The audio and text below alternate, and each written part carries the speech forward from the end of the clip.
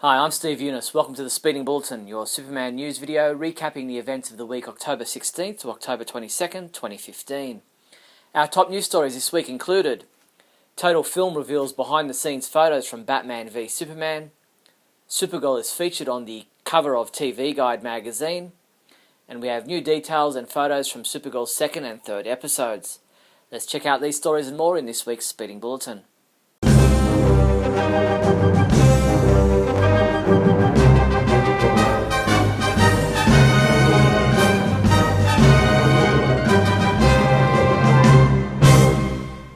In movie news, Total Film released a new set of behind-the-scenes photos from Batman v Superman Dawn of Justice, which show Henry Cavill as Superman and Ben Affleck as Batman filming certain scenes from the movie. This issue of Total Film is now available on newsstands. It was actually Henry Cavill himself who first revealed the Total Film magazine cover online via his new and official Facebook and Instagram accounts. Check out our website for those links. Visual effects artist Ray Shawn updated his Instagram account to announce that his team had wrapped up their work on all the special effects for Batman v Superman. When a fan asked him if he'd also worked on the 3D models for Doomsday, Shawn replied, "Unfortunately he's not in the film, maybe in the Man of Steel sequel or Justice League film, who knows." Interestingly, Ray then deleted his Instagram account completely a few days later. In a one-on-one interview for the Hollywood Masters series, Amy Adams spoke briefly about returning to the role of Lois Lane for Batman v Superman, the fun of working on the movie, and admits she hasn't seen any footage yet. When asked to describe her favourite moment, she said, "I can't give too much away, but I'm coming into a scene and Batman and Superman are both in the scene, so I can say that, and it was just fun." It seems superhero shirts aren't just being worn by rugby league teams in Australia. Now Cricket Australia is also getting into the act. In 2020 cricket, the Perth Scorchers will be taking on the Sydney Sixers in a special match-up on January 2nd to celebrate the upcoming release of Batman v Superman. Perth will be wearing a Batman shirt, while the Sydney team will be sporting the famous S-Shield of the Man of Steel. Order yours from shop.bigbash.com.au. In TV news, CBS released 11 photos from the second episode of Season 1 of Supergirl. Titled Stronger Together, this episode is scheduled to air on CBS in the USA on Monday, November 2nd at 8 p.m. When Kara's attempts to help National City don't go according to plan, she must put aside the doubts that she and the city's media has about her abilities in order to capture an escapee from the Kryptonian prison Fort Roz. Also, Kat pressures James to use his connection to Superman to get her an interview with Supergirl. CBS issued an official description for the third episode of Season 1 of Supergirl, titled Fight or Flight. This episode is scheduled to air on CBS on Monday, November 9th at 8 p.m. In this episode, Supergirl's powers are tested when Reactron, one of Superman's formidable enemies, arrives in National City and targets the young hero. Also, Kat plans to run an expose on Supergirl. Supergirl is featured on the cover of this week's TV Guide magazine in the US. The October 26th to November 8th edition of the magazine features Melissa Benoist as Supergirl on the front cover, with the words "TV's newest hero takes flight."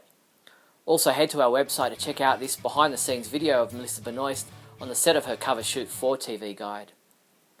For the first time ever, the iconic Warner Brothers water tower is receiving a superhero makeover, with the unveiling of giant renderings of Arrow, The Flash, Gotham's Detective Gordon and Supergirl in the iconic structure, which rises 100 feet above the Warner Brothers Studios lot. On Monday, October 19th, Melissa Benoist appeared as a special guest on Ellen, where she discussed working on Supergirl, shared bad hair photos, and received Supergirl capes for her 3 dogs. So, everyone's talking about the show. There are billboards everywhere. Is that surreal to see yourself everywhere? Well, I know that they're there, but I've really not seen that many of them. Really? I take the same way to work every day. Oh, I see. And I'm here. I'm at Warner Brothers, all the time. Yeah, that's the only problem. You're in a bubble because you're here working, so you don't really know the impact. But I'm telling you, a lot of people are talking about it, and there are billboards everywhere. Right. I've seen pictures of the one downtown where it's like an entire building. Yeah, it's really exciting. A new DC All Access video goes behind the scenes to find out what comic book fans can expect from Robot Chicken's third DC Comics special. The Robot Chicken DC Comics Special 3 Magical Friendship premiered on Sunday, October 18th on Adult Swim. Check your local guides for repeat airings.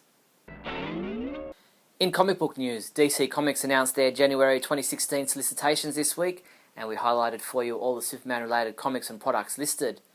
A special note was Action Comics number 48. Following recent events in the Superman Annual, Superman is becoming increasingly desperate to regain his powers. The situation is dire as he must rescue his fellow Justice Leaguers and save the lives of the soldiers facing Vandal Savage. And in Superman Lois and Clark number 4, we find out what happened to the man who would have been the cyborg Superman, learn what else is hidden in this Superman's fortress, and discover why Lois gave Clark his new black uniform. Check out the complete list of Superman items in the January solicitations at our website now. In their ongoing series of variant cover themes, DC Comics revealed that the theme for books being released in January will be colouring book variant covers. These uncoloured line art covers will be featured across 25 of the publisher's main titles. The Superman-related books included are Action Comics number 48, Batman Superman number 28, Superman number 48, Superman Wonder Woman number 25, Superman Lois and Clark number 4, JLA number 8, Justice League number 48, and Teen Titans number 16. Even though it really has no connection or correlation to the CBS TV show, DC Comics released a reprint of the 2011 Supergirl number 1 comic book to tie in with the show's premiere. Priced at just $1, the special edition of Supergirl number 1 was re-released on October 21st, and a variant cover that is modelled after Melissa Benoist and her TV costume is available from ComicConBox.com. Comic books we reviewed this past week included Superman Lois and Clark number 1, which was reviewed by T.A. Hewitt, who said, "It entertains, it provokes thought, and reminds any reader who had any doubt as to who and what Superman is all about," and he rated this a 4 out of 5. T.A. also reviewed Injustice Year 4, Chapter 24, wrapping up Year 4 by giving this chapter a 1 out of 5. Earth 2 Society number 5 was reviewed by James Lance, who rated this a 3 out of 5, saying, "This issue deserves a 4, but the story itself is going at a snail's pace." We hope to have a review of Batman Superman number 25 and Justice League of America number 4 on the site soon. Superman comics available this week from October 21st include Bizarro number 5, Doomed number 5, Injustice Gods Among Us Year 4 number 12 print edition, Justice League number 45, which is available in a monster variant cover, Superman Wonder Woman number 22, which is available in a monster variant cover, Teen Titans number 12, which is available in a Green Lantern 75th Anniversary variant cover. DC Comics Bombshells Chapter 14 digital comic will be available October 24th. Convergence Flashpoint Book 1 trade paperback. Convergence Flashpoint Book 2 trade paperback. Justice League A League of One trade paperback. Multiversity Deluxe Edition hardcover. And Smallville Season 11 Lantern trade paperback. Step out in style with these cool Superman neckties and bow ties. Get yourself a 100% silk blue Superman Shield bow tie for $24.95. Or how about a Superman Dot silk tie for $35? These and other snazzy looking Superman ties are available from your one-stop Superman shop, the Superman Homepage online store at supermanhomepage.com/shop. In other news, WizKids will release their Superman Wonder Woman HeroClix collection in November, and to celebrate the upcoming release, they've posted an online unboxing video showing off the figures in this series. DC HeroClix Superman Wonder Woman features 76 figures to collect, including 6 all-new DC Colossal figures. That's all the news there was for the week October 16th to October 22nd. I'm Steve Younis from supermanhomepage.com. Great Scott! Great Scott! Great Scott!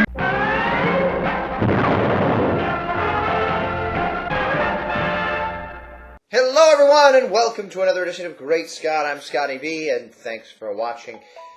The time has of course come, the walrus said, to talk of many things. I don't know. Supergirl! It's time, it's finally here, it's this week, it's fall, it's good times, it's Halloween coming up, it's Thanksgiving soon, and of course we now get to be thankful for our Supergirl coming to the screen, the Maid of Might, as they say. What we've heard recently is that it seems as though the Supergirl series is taking its cues from the old Donner films, which is something people should be pretty excited about, since that seems to be, in my opinion, what most people are angry about with the new 52, the new idea of Man of Steel, the way it's a little darker, a little more realistic, a little more serious. People say that's not Superman. Superman is wholesome and saves people, and he's corny and he's goofy and it's, happy and he's smiling all the time. I guess that's what it was back then, and that's the Silver Age kind of idea, and the Donner film was kind of a much more fantastical, fantasy, kind of happy-go-lucky type of a thing. Even though bad things happened, it never really felt like things could be terrible, or things could be dark, or things could be serious or realistic. And that's what, of course, they did with the new Man of Steel movie. Superman Returns fell into line with the Donner films, and that didn't go over that well. People then said, well, he's not Christopher Reeve. And they say the same thing with Man of Steel. Well, he's not Christopher Reeve. No one's ever going to be Christopher Reeve. It's over. That's unfortunate. So maybe the best thing they could do is come up with a new series not starring Superman himself, but starring his cousin, his far prettier cousin, if you would agree with me, Supergirl. And we're going to see that coming up. By the time you watch this, it'll only be a few days away, or perhaps if you watch it late, you'll have already watched. Or if you're one of the many, many, many that couldn't wait until the series premiered on October 26th, you will have watched it over the summer when it was released. Now, same thing with all the Sony leaks and the movie and everything that came out. My thinking is that the company itself were the ones who released the pilot in advance because they wanted people to see it. They wanted more of this talk, and it is the most talked about series in geek world of the summer. It won all the polls.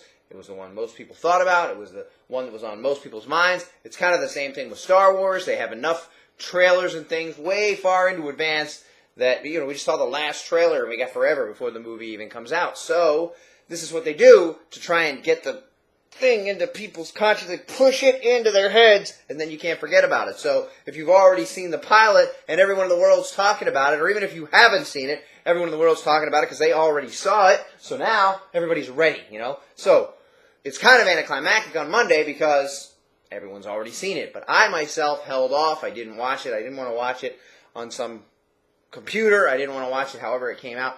I imagine it's in high def. It probably has extra scenes. There's probably behind-the-scenes stuff, because the company released it themselves. So you're probably going to get more that you would have been able to see if you watched it back then than what you're going to see on Monday because, it was the company itself that pushed it out. At least that's my guess. That's probably not really the case. Or who knows if we'll ever find out if it is. But it's definitely a great marketing scheme if you release it in advance and everybody can talk about it at Comic-Con and then they can show it at Comic-Con. That wasn't the plan, but then since it got released early, then they could show it to everyone. But maybe it was the plan so that then they could have more people talking about it. Who knows? But I'm excited. We got villains. We got, I don't know what the deal is, why Jimmy Olsen lives in the same city as her, but they wanted to bring him on, and he's James Olsen now. You got the Toy Man, who is a Superman villain, but he's younger than James Olsen, who is on Supergirl, who should be living in Metropolis, and Toy Man, who should have been older than all of them, and a villain in Metropolis fighting against Superman, but now he's got an infatuation with Kara, who lives in National City, and he hasn't even grown up and become a supervillain yet, or maybe he won't, but why do they have to use Winslow Schott as his name? There's a lot of crazy things. They're trying to cram it in there. They want to have all these Superman-related names, even though it's Supergirl. But who knows how he'll, hopefully the show will last long enough for us to see him delve into evilness or madness or whatever it is. And, of course, you got hunky James Olsen, who's now there, that she has a crush on. And I don't know why he left Metropolis. We'll probably get a short story from him somewhere that says, I left there because there were no more challenges. Superman cleaned it up so much that there were no more pictures to take. I don't know. But I am excited, so I hope you are too. Thanks, everybody, for watching. And remember, always look up in the sky.